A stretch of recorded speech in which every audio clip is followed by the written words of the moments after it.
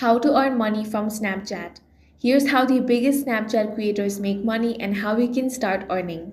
First, you want to get verified as a Snap Star. For that, you need the Snap Star badge, which indicates you are a verified creator. Apply through Snapchat's form, but note that it's often easier to get a Snap Star through a connection. You need to be a public figure and show your face in content to qualify. Next, you want to post to Spotlight, Snapchat's version of TikTok. You can automate posts from other platforms like TikTok to Snapchat using tools like Repurpose.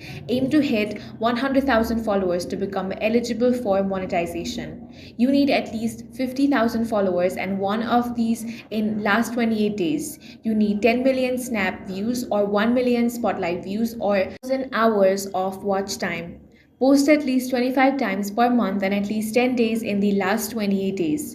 Earning from Snapchat stories and spotlights. Stories earn more money than spotlights. Ads are placed between your story slides and you get a share of revenue when users see them. To maximize earning, make your last slide clickbaity and get people to watch through all of your slides. Payments are made through unified payout program, combining earnings from stories and spotlights.